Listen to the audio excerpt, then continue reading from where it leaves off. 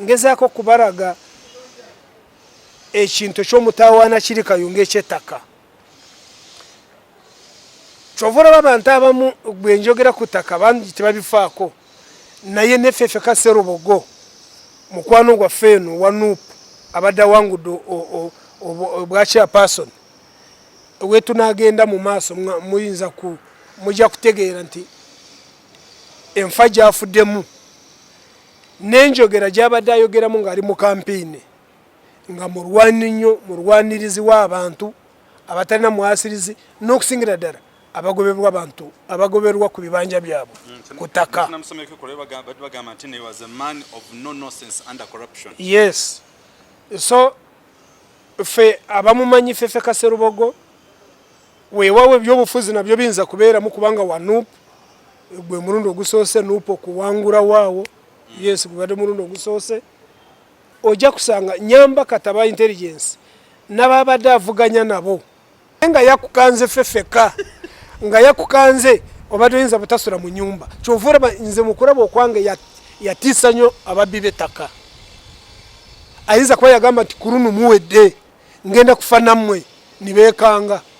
Kansuubire nti poliisi yazzeko oluvannyuma n'etwala omulambo. Bwebanga sikiwa tebayinza kugima omulambo ogwo wanga bateekwa kulaba yafudde ki. Naye bya Uganda kati bwebanga bifanaganako bwe bityo bayinza n'okugenda ne bakebera ne bagamba nti yeetuze.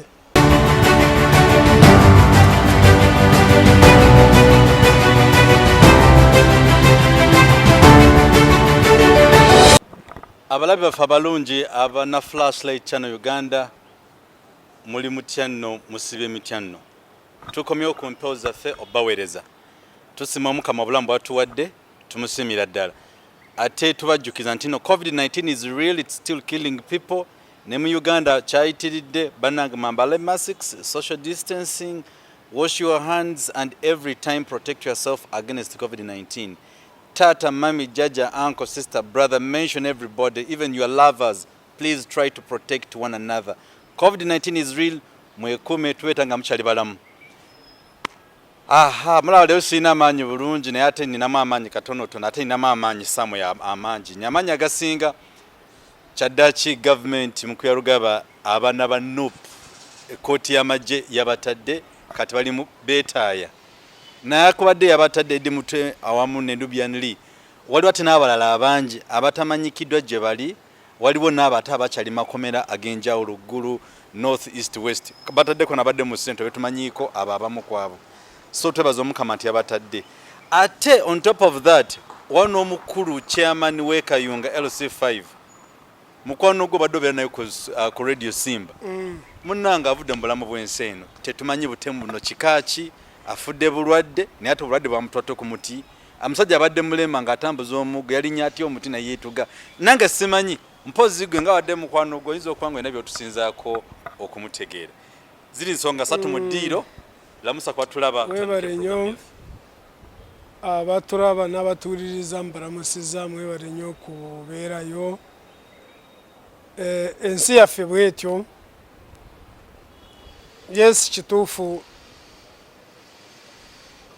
chairman we Kayunga ffefe Kasserubogo abadde mukwano gwange nnyo. Abadde akawangula obwa LC5 ku kadi ya Nuupu.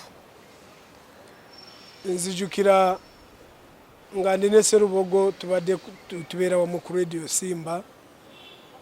Nze omwo abadde amuwa amaanyi bwe tubadde tufuluma nanga tutanaba kufuluma studio bwe mbadde nkwata akazindalo nga mpeereza kakiiti njogererayo akagambo ng'ayagala mukubire kampiini lazima nga nkikola nga mbagamba nti ab'e Kayunga timwerabira ffefe Kasserubogo. Ffefe Kasserubogo ono y'omu ku bakungu ba Kabaka.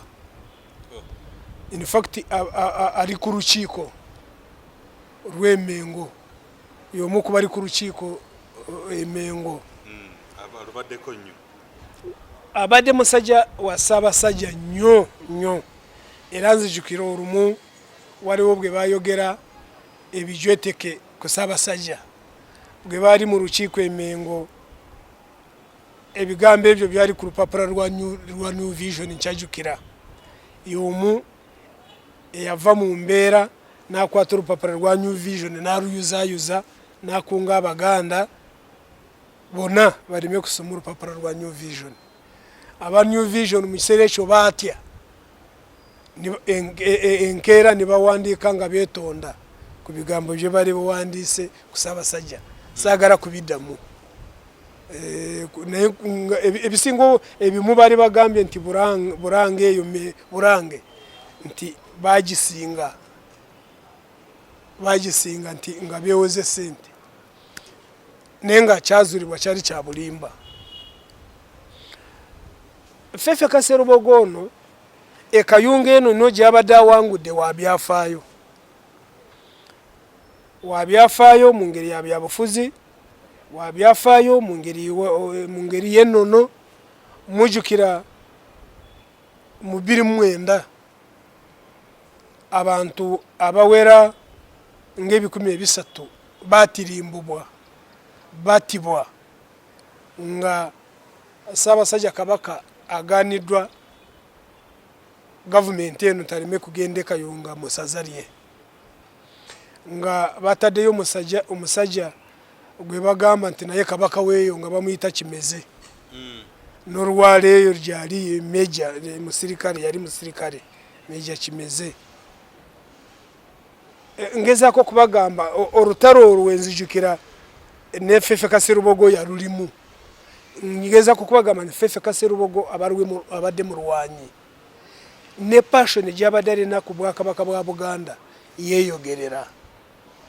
Yes, Korwe tiyafuna bisago naye lutalo yalulimu nga y'omu agamba nti lino ssaza lya Ssaabasajja alina kujja eno. Ekyokubiri kiri Kayunga, mujjukira omukyala Nantaba Aida Nantaba. Kayunga eyo ekyembazimbira ebyafaayo by'e Kayunga. Nantaba oyo President Museveni bwe yamuwa obwa minisita bw'eby'ettaka, Nantaba n'asala amagezi kumpi abantu bangi be yali aziza ku ttaka nga minisita abaali bagoberwa ku ttaka mu bukyamu, naye bamafiya bali mu gavumenti nga bakwataganye n'abantu abali Kayunga. Waliwo omusajja w'amaanyi e Kayunga eyo wa NRM, kati ye chairman wa NRM ku district, yakuba buli omu ne Nantaba nga mwali. Nantaba katagira ku independent tasobola kujja ku kadi ya NRM. Y'omu kubakulemberamu okubba ettaka. Abantu bamumanyi, saagala kumwogera, era yabadde abonyaabonyeza abantu. So Ffeffe Kaserubogo ono ekintu ky'ettaka nkireese ono. Nantaba bwe yatandika okuza abantu ku ttaka beegatta abantu ba mafiya beeyo n'abali mu gavumenti. Nantaba bamutwala mu kooti ne bamutanza $3,000,000 nti yakola ensobi, minisita wa gavumenti ng'aza abantu ku ttaka. Ne bamutanza $3,000,000, omusango gwamusinga, beekubana ne gumusinga. Nantaba yagamba nti ku musala gwe yali afuna $2,000 buli mwezi ng'esente zonna bazimusalako. Ngezaako kubalaga ekintu eky'omutawaana kiri Kayunga eky'ettaka. Kyova olaba abantu abamu bwe njogera ku ttaka bangi tebabifaako, naye ne Ffeffe Kaserubogo mukwano gwaffe eno wa NUP abadde awangudde obwa chairperson, we tunaagenda mu maaso mujja kutegeera nti enfa gy'afuddemu n'enjogera gy'abadde ayogeramu ng'ali mu kampiini nga mulwani nnyo, mulwanirizi w'abantu abatalina mwasirizi, n'okusingira ddala abagoberwa abantu abagoberwa ku bibanja byabwe ku ttaka. Yes, so ffe abamumanyi Ffeffe Kaserubogo weewawe ebyobufuzi nabyo biyinza kubeeramu kubanga wa NUP gwe mulundi ogusoose NUP okuwangula waawo. Yes, gubadde mulundi ogusoose. Ojja kusanga nyamba kataba intelligence n'ababadde avuganya nabo gwe bamunyonyereza nabo mubanyonyerezeko murabe gwe kiba kisoboka naye ekyenjogera nkimanyi eno gavumenti ekyo yinza butakisobora ekyokubiri abantu ab'amaanyi abali mu Kayunga ababbi b'ettaka nabo nayo mugendeyo munyonyereze murabe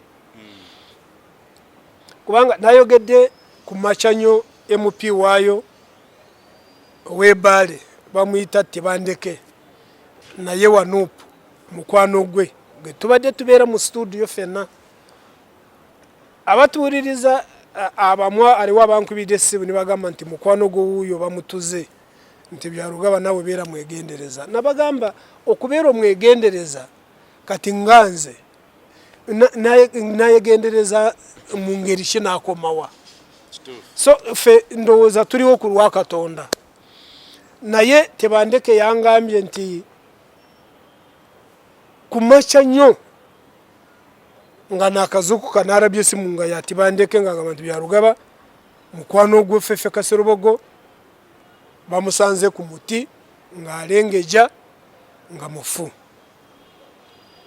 naye bw'otunulira omubiri gwa Ffeffe Kaserubogo guluddewo nnyo nga gukyali ku muti ng'olaba n'omuguwa gwatuze Ffeffe Kaserubogo bagugye mu dduuka mu pyatuku buno obuguwa oba busika ki oba busika motoka oba busika ki obwa nylon exactly omugwa gwa nylon nga gwa white nga muwanvu nnyo guli mu ttabi waggulu Ffeffe Kaserubogo ono gwe tumanyi yali atambula ng'awenyera badatambula n'omugo yes kati neewuuza omuntu nga okugulu kulema n'engeri gye yalinnye ku muteeyo waggulu ngamba abagamba nti yeetuze lazima ebibuuzo bingi ng'olaba Ffeffe Kaserubogo endabika bakutye bukwasi ne batuga akaguwa ne bakatwala eri ne bateekamu buteesi ng'olaba alengeja bulengeja Katonda mulamuze kisabanga eyo Kayunga eyo wali ebintu bingi Nantaba oyo yawonera ku Lugwanyu olumu yarave Kayunga ne wabeerawo piki emuva emabega nga waliwo omwana agiriko omwana oyo yamanyidde oluvannyuma bali bamuyita Sebulime naye bwe yagoberera Nantaba nnyo Nantaba ne yeekanga kwe kugamba bodyguard we mu kiseera ekyo yali akyali minisita kigambibwa yamugamba nti ono omuntu atugoberera wa piki wakitukuba amasasi mu bbanga n'adduka omusirikale n'agamba nti nedda katuleke kukuba amasasi naye ne bagenda ku poliisi eri kumpi bwe bagenda ku poliisi eri kumpi ne baloopa nti waliwo piki eri somewhere ejja nga tugoberera poliisi kwe kukwata 99 ne bawondera omwana oyo owa piki ne bamukwata bwe bamala okumukwata kino kya byewuunyo bwe bakwata omwana oyo ne bamuteekamu empingo bwe bamuteekamu empingo ne bamuteeka ku kabangari ya poliisi bwe batuuka awo somewhere ng'ali mu mpingo abasirikale ne bayimiriza mmotoka yaabwe ng'omusirikale omu n'agamba nti abaayi odda ekyuse ne bamukuba amasasi ng'ali mu mpingo eggwanga ffenna twewuunya na Nantaba kati yeewuunya nga ffenna twebuuza nti lazima ono omusajja eyakwatibwa ali mu mpingo omusirikale n'agamba nti odda ekyuse n'amukuba amasasi ng'ali ku mpingo what were they concealing kiki ekyaliwo olaba nga waliwo ekibaali baconcealing ekibaali bakweka manyi oluusi omuntu bw'abeera ku mission n'atagituukiriza ebiseera ebisinga attibwa mission eremye bwe tunamuleka yanditaja yandiyogera ebintu bingi kati omuntu abadde agoberera minisita aropye mumukute mumusibye empingu mukubye waki amasasi ngalina okumpingu ku motoka mukubye waki mbaletere ebyafayo byakayunga n'omuntu waffe wanupu chairperson eyakawangula LC5 nga atugibwa kusinziira agavaayo atugibwa nga yomu kubabade no mu kampina badaga nti nja kufa n'omuntu aguba abantu kutaka gwetu bwabada yogera Fefe Kaserubogo nga agamba nti lazima ngenda kufa n'omuntu abantu ababade bagoba abantu kutaka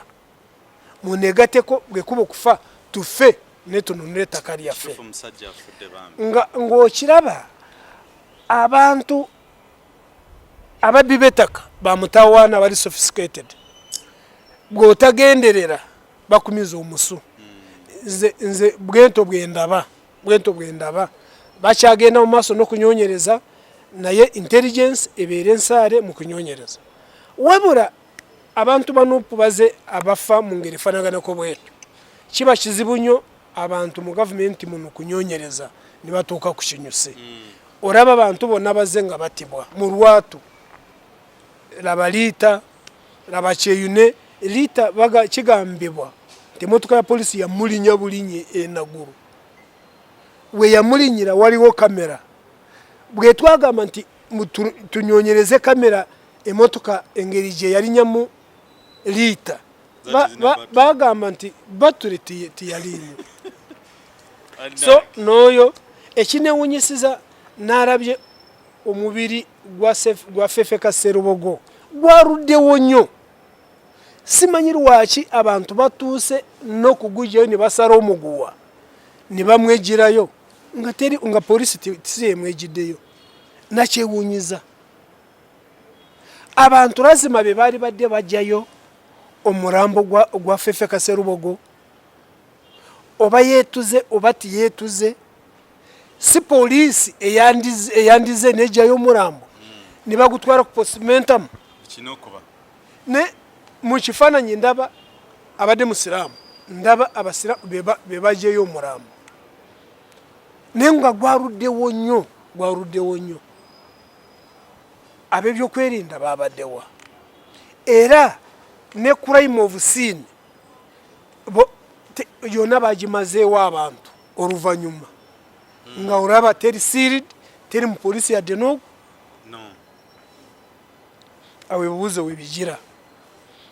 webigira wetukoledde interview eno sinaba kuddamu kwogera naye Honorable Tebandeke nja kwogera naye olweggulo ndabe naye ebyo byawedde simanyi banatu engeri gyali musiraamu ndowooza weewaawo basiraamu bwekuba okuziika bajja kumuziika nga enkya ndowooza tekikyasoboka leero now abantu nze saagala abantu mugwemu amaanyi abantu beekayunga mbeegayiridde oyo afudde agenze musale amagezi mu kifo kye mutudizeeyo omuntu amugyamu naye nga wanuupu era ng'alina ebigendererwa ng'ebya Fefe Kaserubogo ebyokulwanirira abantu ku ttaka mulina kwesiba 10 si 2 this time around mumanye nti obubi bw'ettaka bwa mutaawaana eyo bwandebange bwebusiza Fefe Kaserubogo so muddemu mulonde omuntu omulala ekiba kibe nga wanuupu omukulaba okwange munyonye omuntu lazima n'abalwanira ku bintu by'ettaka anaakwatagana nekyokulabirako ne Tebandeke omubaka weeyo anaakwatagana ne Nantaba mulabe engeri gye munaasobola okulwanira abantu ku ttaka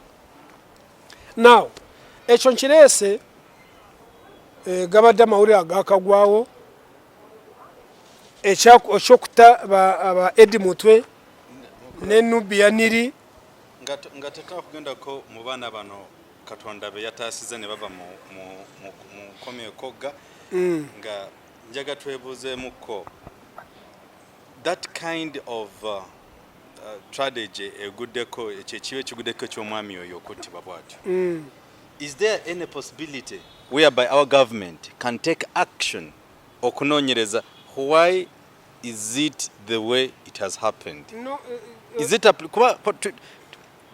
kala abadde wa Nuupu, yes, but has been a typical Ugandan. So does the police of Uganda take care of only people nga ba NRM bokka? Bwagenze kucha njako ekifanani kya Fefe Kaserubogo nga alengeja ku muti.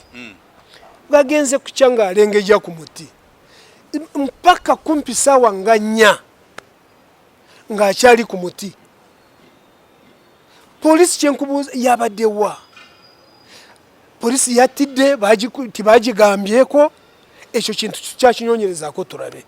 Nkugambye no mu kifaananyi olaba abantu ababulijjo nga si polisi nga yejjayo mulambo bagenda kunyonyereza ngeri ki?